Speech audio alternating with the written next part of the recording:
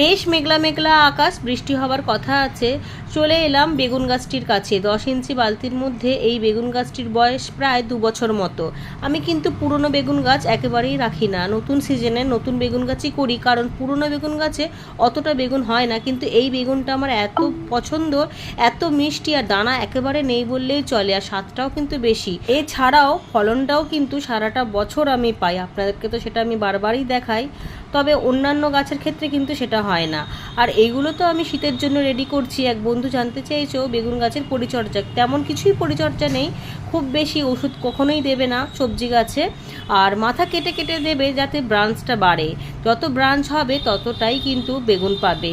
আর প্রথম ফুল নেবে না, ফুল এখন থেকেই যদি নিয়ে নেওয়া হয়, মানে ছোট গাছ থেকে, তাহলে বেগুনের ফলনটা কিন্তু খুব বেশি পাওয়া যাবে না। অন্যান্য গাছের তুলনায় বেগুন গাছে খাবারটা সবসময়তে একটু বেশি লাগে, বেশি খাবার পেলেই চেহারা ভালো হবে।